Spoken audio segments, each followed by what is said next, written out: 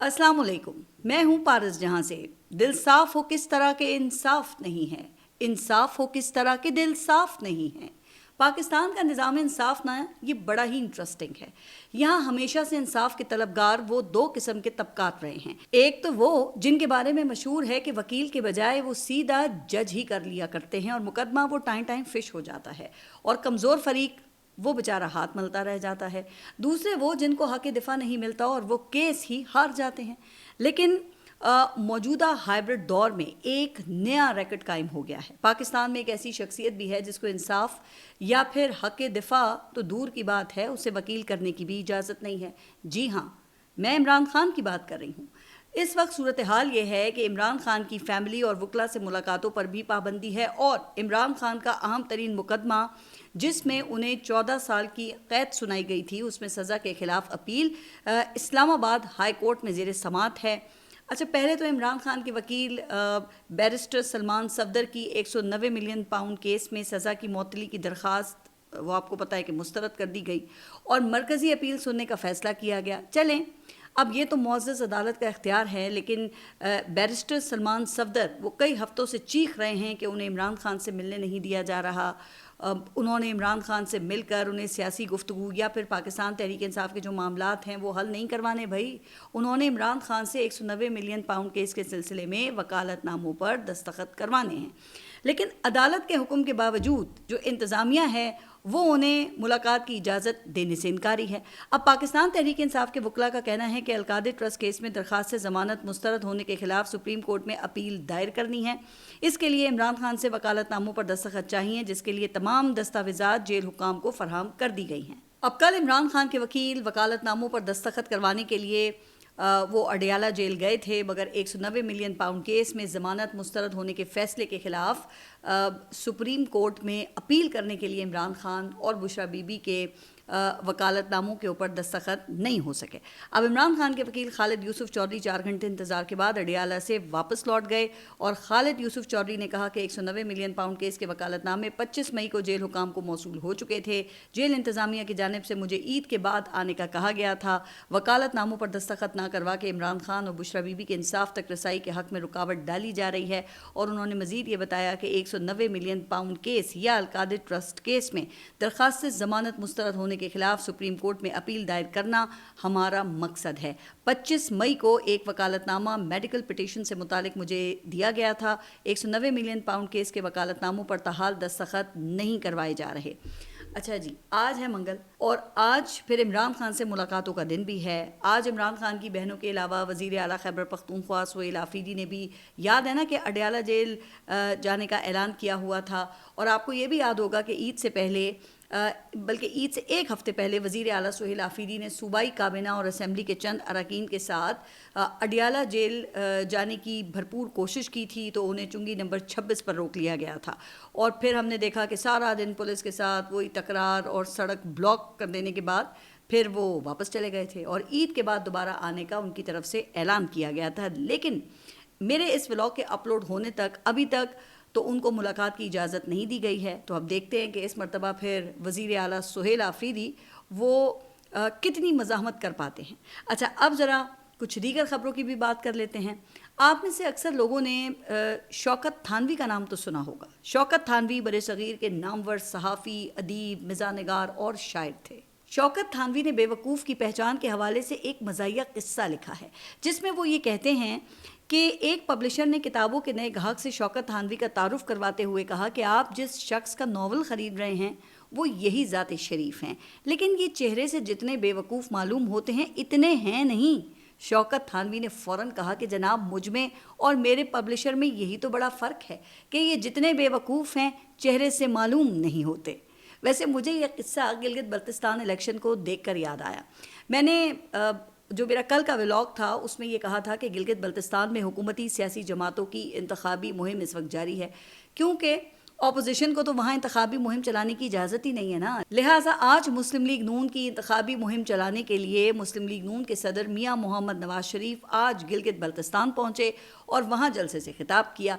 अब मुस्लिम लीग नून और Pakistan peoples party की इंतखाबी मुहिम में एक ही चीज़ कॉमन है कि दोनों अपनी कुर्बानियों से बात शुरू करते हैं, لیکن پاکستان پیپلز پارٹی کی بات وہ قربانیوں سے شروع ہو کر قربانیوں پر ہی ختم ہوتی ہے. ہاں، جبکہ پی ایم ایل این اپنے میگا پروجیکٹس بھی گنوا لیتی ہے. لیکن ان دونوں سیاسی جماعتوں کا مسئلہ یہ ہے کہ شوکت تھانوی کے پبلشر کی طرح سمجھتے ہیں یہ کہ عوام جتنے بے وقوف ہیں اتنے چہرے سے معلوم نہیں ہوتے ہیں. ان سیاستدانوں کا شاید اس بات پر پختہ یقین ہے کہ عوام کی یادداشت وہ مچھلی سے بھی کمزور ہوتی ہے. الیکشن سے پہلے یہی حضرات وہ قوم کو سنہرے مستقبل اور وہ سستی روٹی، 200 یونٹ تک مفت بجلی اور وہ دودھ اور شہد کی نہریں بہا دینے کے خواب دکھاتے ہیں، لیکن اقتدار میں آتے ہی خوابوں کی جگہ پھر بل، ٹیکس اور مہنگائی کے تحفے دے دیتے ہیں. اچھا، اب انٹرسٹنگ بات یہ ہے کہ ہر ناکامی کا ذمہ دار وہ کوئی نہ کوئی دوسرا ہوتا ہے. کبھی پچھلی حکومت، کبھی عالمی حالات، کبھی موسم اور کبھی خلائی مخلوق کو ذمہ دار ٹھہراتے ہیں یہ. لیکن اقتدار میں آتے ہی اسی خلائی مخلوق کی یہ بیعت بھی کر لیتے ہیں. اچھا، ویسے آج میاں محمد نواز شریف نے گلگت کے عوام سے شکوہ کرتے ہوئے یہ کہا کہ شاید آپ نے مجھے بھلا دیا ہے. ارے میاں صاحب، آپ اتنے سالوں بعد خود الیکشن کی یاد میں گلگت آئے ہیں، تو لگتا تو یہی ہے نا کہ گلگت کے عوام نے نہیں بلکہ آپ نے نہ صرف گلگت بلکہ پورے پاکستان کے عوام کو بھلا دیا ہے. ویسے دیکھیں نا، ایک وقت تھا جب آپ پیٹرول کی قیمت میں اضافے پر ناراض ہو کر غصے میں وہ ورچوئل اجلاس سے اٹھ کر چلے گئے تھے، اور اب آپ کی حکومت نے اس عوام کی کمر توڑ کر رکھ دی ہے، لیکن آپ نے چپ کر روزہ رکھا ہوا ہے. آپ ٹس سے مس نہیں ہوئے. اچھا، اب اگر عوام مہنگائی پر سوال کرے یا شکوہ کرے تو اسے صبر، قربانی اور حب الوطنی کا لیکچر ملتا ہے. لیکن جب مراد کی بات آتی ہے تو یہی اصول یہ ایوانوں کے دروازے پر دم توڑ دیتے ہیں. سیاستدان عوام کو ایسے سمجھاتے ہیں کہ جیسے قوم نے کبھی نہ اخبار پڑھا ہو، نہ کبھی ٹی وی دیکھا ہو، نہ کبھی سوشل میڈیا یہ دیکھتے ہوں گے، اور نہ ہی انہیں وہ پچھلے دعوے اور وعدے جو ان کے ہیں یاد ہوں گے. ہر چند سال بعد پرانے دعووں پر وہ نئی پالش چڑھائی جاتی ہے اور انہیں تازہ انقلابی منصوبے کے طور پہ پیش کر دیا جاتا ہے. شاید ان سیاستدانوں کو یقین ہے کہ عوام سب کچھ بھول جاتی ہے، مگر اصل مسئلہ یہ ہے کہ عوام بھولتی کم ہے اور برداشت زیادہ کرتی ہے. خیر، تو میں میاں محمد نواز شریف کا ذکر کر رہی تھی، اور میاں محمد نواز شریف پاکستان کے 3 مرتبہ کے وزیر اعظم ہیں، اور کہا یہ جاتا ہے کہ ان کو پسند کرنے والے ان کو جنوبی ایشیا کا سینئر ترین سیاستدان بھی قرار دیتے ہیں. لیکن دیکھیں، یہ انتہائی بدقسمتی کی بات ہے کہ اتنے سینئر ترین سیاستدان کو ان کی اپنی ہی پارٹی نے سیاست سے جبراً ریٹائر کر دیا ہے. اب ان کو الیکشن میں انہوں نے سادہ اکثریت کا یقین دلا کر واپس تو وطن بلا لیا تھا، لیکن سادہ اکثریت تو جناب دور، ان کی جماعت بڑی مشکل سے حکومت بنا پائی ہے، اور اب ان کی جگہ ان کے بھائی وزیر اعظم بن گئے ہیں. اب میاں محمد نواز شریف وزیر اعظم سے ظاہر ہے کہ وزیر اعلیٰ پنجاب کے عہدے پر وہ ڈیموٹ تو نہیں ہو سکتے تھے نا، کیونکہ اس کے لیے انہیں پنجاب اسمبلی کا پھر الیکشن وہ لڑنا پڑتا. اس لیے پھر انہوں نے مریم نواز کو وزیر اعلیٰ پنجاب بنائے جانے کے بدلے سیاست سے جبراً ریٹائر ہونے کی حامی بھر لی. ان کی سیاست کو اب وہ دھوپ لگوانے کے لیے کبھی کبھار اہم ترین مواقع پر انہیں باہر لایا جاتا ہے اور پھر واپس جاتی عمرہ میں پہنچا دیا جاتا ہے. اچھا، اس سے پہلے آپ کو یاد ہے نا کہ انہیں فیبرری 2024 کی انتخابی مہم کے لیے باہر لایا گیا تھا، جس میں انہیں سادہ اکثریت اور اپنے 4تھے مرتبہ وزیر اعظم بننے کا پختہ یقین تھا.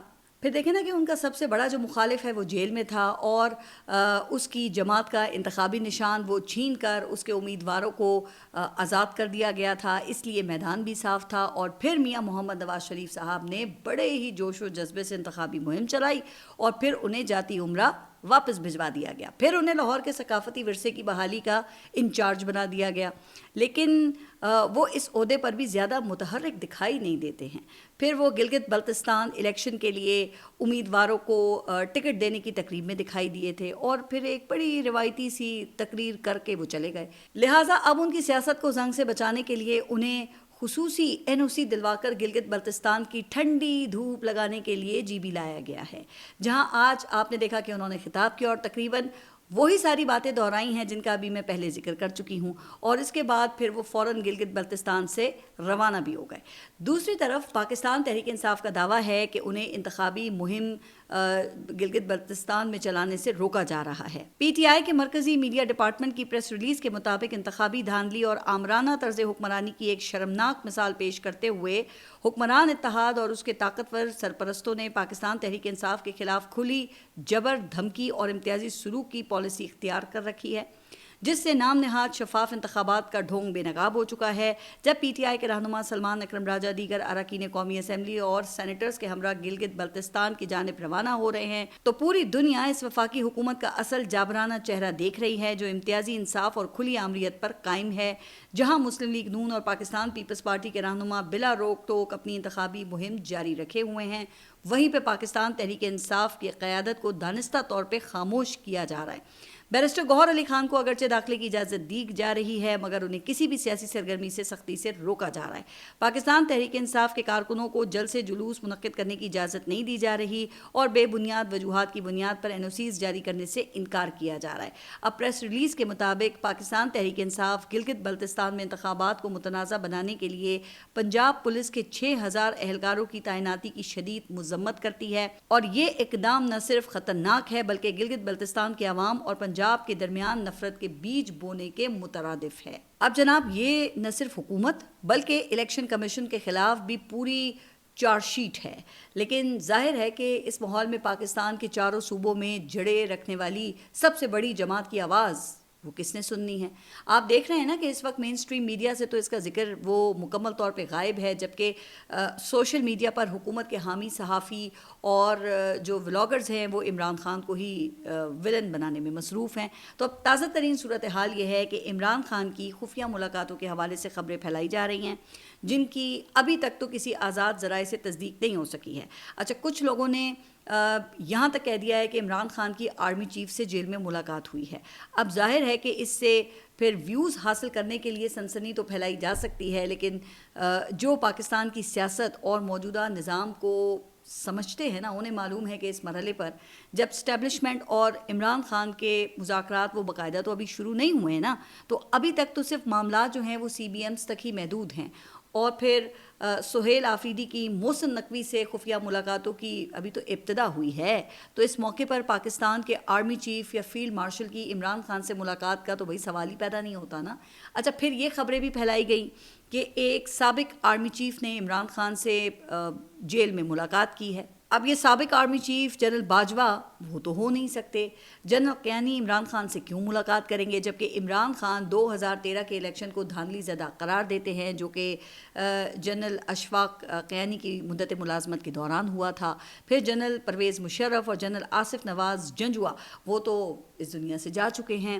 جنرل جہانگیر کرامت وہ ملک سے باہر ہیں، اور جنرل مرزا اسلم بیگ وہ تو اس پورے منظرنامے سے ہی مکمل آؤٹ ہے نا. پھر ماضی میں آپ کو یاد ہے کہ جنرل نعیم خالد لودھی اور جنرل امجد شعیب جیسے سینئر جنرلز جو میڈیا پر پاک فوج کا بھرپور طریقے سے دفاع کیا کرتے تھے، انہیں منظر عام سے جبراً آؤٹ کر دیا گیا. لہٰذا کسی سابق جنرل کا بھی عمران خان سے جیل میں کسی خفیہ ملاقات کا امکان نہیں ہے.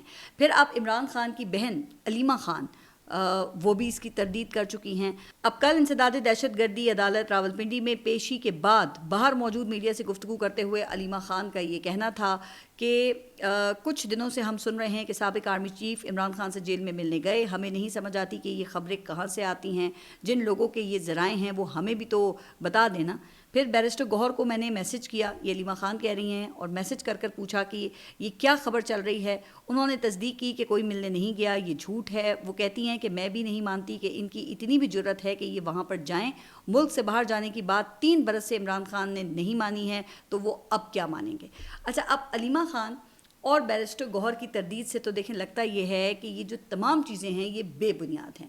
پھر میں نے بھی اپنے ذرائع سے اسے کنفرم کیا، لیکن اس طرح کی کوئی خبر جو ہے اس کی تصدیق نہیں کی گئی، کیونکہ مین سٹریم میڈیا پر تو آپ کو ویسے بھی اس حوالے سے کوئی خبر دکھائی نہیں دے گی، اور سوشل میڈیا پہ بہت کم ایسے لوگ ہیں جو کہ بغیر سنسنی پھیلائے درست خبریں آپ تک پہنچاتے ہیں. اچھا، وہ مین سٹریم میڈیا سے مجھے یاد آیا کہ آج کل مین سٹریم میڈیا پر بجٹ سے متعلق خبروں کا دور دورہ ہے، اور ٹاک شوز میں ماہر معاشیات کے علاوہ کچھ سابق جو وزرائے خزانہ ہیں ان کو بھی بلایا جا رہا ہے، اور ان تمام سابق وزرائے خزانہ کا تعلق وہ ماضی کی تینوں بڑی سیاسی جماعتوں سے رہا ہے، اور آپ ان تمام وزرائے خزانہ کی جو کارکردگی تھی اس سے بڑی ہی اچھی طرح سے واقف بھی ہیں. اب ان سب نے اپنی وزارتوں کے خوب مزے لوٹے ہیں، اور کئی مرتبہ قومی اسمبلی میں یہ بجٹ بھی پیش کر چکے ہیں. ان کے پیش کیے گئے اپنے بجٹس بھی وہ IMF کے ہی تھے جو ٹیکسز سے بھرپور ہوا کرتے تھے. انہوں نے بھی یہ پیٹرولیم لیوی میں بے تحاشا اضافہ کیا. ان کے دور میں بھی مہنگائی وہ ڈبل ڈیجٹس میں رہی ہے,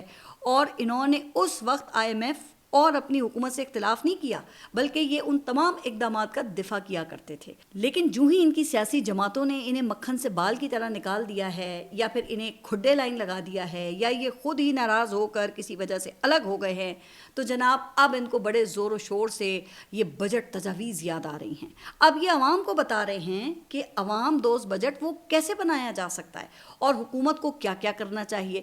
میرے خیال سے اگر دنیا میں منافقت کا کوئی نوبیل انعام ہوتا نا, تو وہ یقیناً ہمارے سیاستدانوں بالخصوص ان جیسے وزراء کو ہی دیا جاتا, جنہوں نے اپنے دور میں یہ عوام دشمن بجٹ پیش کرنے میں کوئی کسر نہیں چھوڑی, اور اب یہ میڈیا پر بیٹھ کر جی بجٹ تجاویز کا دان بانٹ رہے ہیں اور عوام کو اچھے اور برے بجٹس کا فرق سمجھا رہے ہیں. لیکن خیر دیکھیں, اب اس کا مطلب یہ بھی ہرگز نہیں ہے کہ حکومت کوئی بہت ہی اس دفعہ تاریخی قسم کا عوام دوست بجٹ پیش کرنے جا رہی ہے. بھائی میرے نزدیک تو یہ پاکستان کی تاریخ کے بدترین بجٹس میں سے ایک ہوگا, اور اس میں جس قسم کے یہ ظالمانہ ٹیکسز لگائے جا رہے ہیں نا, ان کا ذکر میں اپنے کل کے ولاگ میں کر چکی ہوں. اچھا, اب یہ بلومبرگ کی تازہ ترین رپورٹ کے مطابق پاکستان میں مہنگائی کی شرح 2 سال کی بلند ترین سطح پر پہنچ گئی ہے, جس کی بڑی وجہ مشرق وسطیٰ میں جاری تنازع کے باعث توانائی کی درآمدی لاگت میں اضافہ ہے. اب رپورٹ یہ ہو رہا ہے کہ اگر آئندہ سہ کے دوران مہنگائی کی شرح وہ ڈبل ڈیجٹ میں برقرار رہتی ہے, تو اس کے پیش نظر اسٹیٹ بینک کی جانب سے شرح سود میں مزید اضافے کا امکان وہ پیدا ہو سکتا ہے.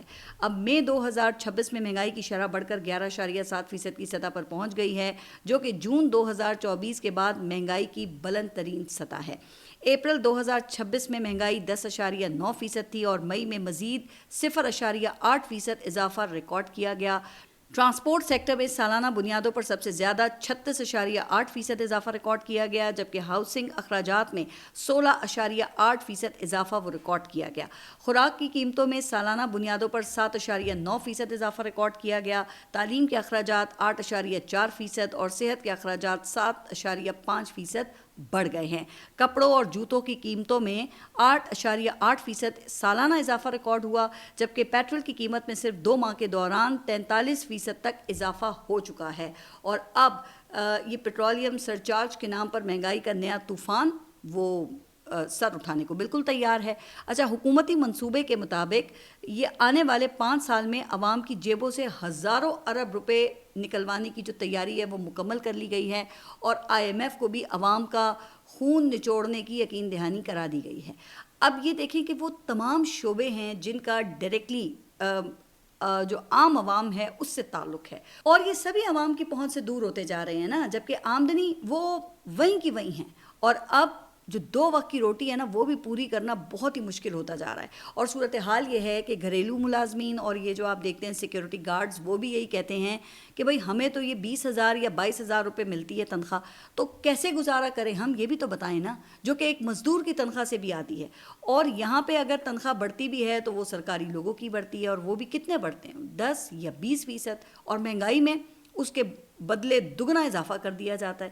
لیکن ستم ظریفی یہ ہے کہ جو کام ہم جیسے صحافیوں کے کرنے کا ہے نا, وہ یہاں پر یہ وفاقی وزراء کر رہے ہیں. اب کل میں نے خواجہ سعد رفیق اور خواجہ آصف کے بیانات پر تفصیلی بات کی تھی اپنے ولاگ میں, اور اب احسن اقبال صاحب بھی خود اپنی ہی حکومت پر تنقید کے نشتر برسانے لگے ہیں. آپ کے علم میں ہوگا کہ گزشتہ یہ مہینوں کے دوران پاکستان نے یورو بانڈز اور پینڈا بانڈ سے بالترتیب $75 کروڑ اور $25 کروڑ وہ جمع کیے تھے, جسے پھر جو وزارت خزانہ ہے اس نے اپنی کامیابی کے طور پہ پیش کیا تھا, اور اس پر پھر ان کی طرف سے خوب جشن منایا گیا تھا. اب احسن اقبال نے اس جشن کو شرمناک قرار دیا ہے, اور وہ یہ فرماتے ہیں کہ کسی بھی ملک کے لیے یہ نہایت شرمناک بات ہے کہ ہم کوئی بانڈ فلوٹ کریں اور اس پر جشن منائیں. بانڈ قرضہ ہے, ہم اگر ایک قرضہ لینے پر مجبور ہیں تو یہ جشن کا موقع نہیں بلکہ اپنے محاسبے کا لمحہ ہے. یعنی کہ وزیر دفاع خواجہ آصف, سابق وفاقی وزیر ریلوے خواجہ سعد رفیق, مشیر برائے سیاسی امور رانا ثناء اللہ کے بعد اب وزیر برائے ترقی و منصوبہ بندی بھی اپنی حکومت کے اقدامات کو شرمناک قرار دے رہے ہیں. سبحان اللہ, پہلے آپ اسی بے شرمی کے ساتھ اس نظام کے ساتھ کھڑے ہو گئے, حکومت کے آپ نے خوب مزے لیے اور لے بھی رہے ہیں ابھی تک, اور جب آپ کو یہ لگ رہا ہے کہ نظام اب اپنے پاؤں پھیلا رہا ہے تو اب آپ کے پر جلنا شروع ہو گئے ہیں. واہ رے منافقت. چلیں اب ان کے لطیفے تو پھر جاری ہی رہیں گے.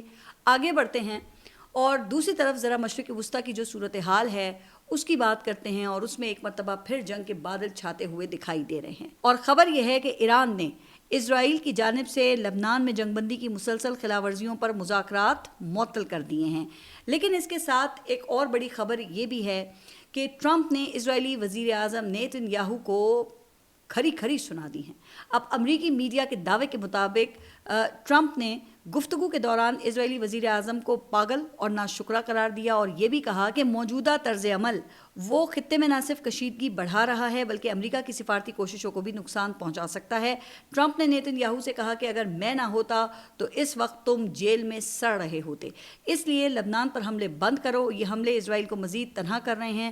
تو جناب اب دیکھیں نا، اس سے پھر یہ بات ظاہر ہوتی ہے نا کہ ٹرمپ وہ اس وقت کتنے فرسٹریٹڈ ہیں، اور ان پر ابھی یہ جو نومبر میں امریکہ کے مڈ ٹرم الیکشنز ہیں اس کا کس قدر دباؤ ہے. اب اسرائیلی وزیر اعظم کو ویسے کھری کھری سنانا نا یہ کوئی عام بات نہیں ہے، چونکہ امریکہ میں اسرائیلی لابی وہ بڑی مضبوط ہے. اب اسرائیلی لابی وہ امریکن الیکشن میں فیصلہ کن کردار ادا کرتی ہے. پھر اسرائیلی وزیر اعظم کو ایک طرح سے امریکہ کا ڈیفیکٹو صدر بھی سمجھا جاتا ہے.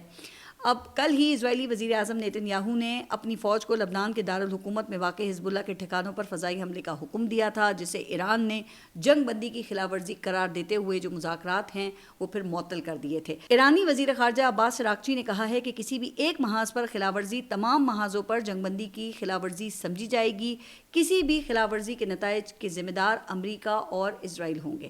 اچھا، اب مشرق وسطیٰ کی پریشان کن صورتحال پر جو پاکستان کے وزیر خارجہ ہیں اسحاق ڈار، انہوں نے ایران کے وزیر خارجہ عباس اراغچی سے ٹیلی فونک گفتگو بھی کی ہے، اور مشرق وسطیٰ میں حالیہ ایونٹس پر انہوں نے شدید تشویش کا اظہار کیا ہے. لیکن ڈونلڈ ٹرمپ نے ایران کی جانب سے مذاکرات کی معطلی کی جو خبریں آ رہی ہیں نا ان کی تردید کر دی ہے، اور ان کی طرف سے کہا گیا ہے کہ ایران ہمارے ساتھ بہت زیادہ بات کر رہا ہے، اور ان کا دعویٰ ہے کہ حزب اللہ اور اسرائیل نے ایک دوسرے پر حملہ نہ کرنے کا اعلان کر دیا ہے. اب دیکھیں جو ٹرمپ کے بیانات اور دعوے ہیں ان کی اوقات کیا ہے یہ تو سبھی کو اب معلوم ہے، خاص طور پہ اس وقت میں. اب یہ بات ذہن میں ہمیں رکھنی چاہیے کہ اگر اب خدا نہ خواستہ جنگ ہوئی نا تو وہ پہلے سے کہیں زیادہ تباہ کن ہوگی، اور اس میں سیز فائر کا امکان وہ تو نہ ہونے کے برابر ہوگا. اور پھر یہ جنگ یہ کسی ایک فریق کی مکمل تباہی یا کسی ایک فریق کی مکمل فتح کے ساتھ ہی ختم ہوگی. اور اس جنگ کے دوران آبنائے ہرمز سے پاکستان کے لیے بھی جو سمندری ٹریفک ہے وہ بند ہو سکتی ہے، اور خدا نہ خواستہ اگر ایسا ہوا تو پھر پاکستان میں بھی تیل اور گیس کا بحران وہ پیدا ہو سکتا ہے، جو پہلے ہی آپ کو پتہ ہے کہ عوام کی پہنچ سے باہر ہو چکا ہے. تو دعا یہ ہے کہ اللہ تعالیٰ پاکستان کو اس وقت سے محفوظ رکھے. آمین. آپ سب اپنا خیال رکھیے، اور اگلے ولاگ تک کے لیے اللہ حافظ.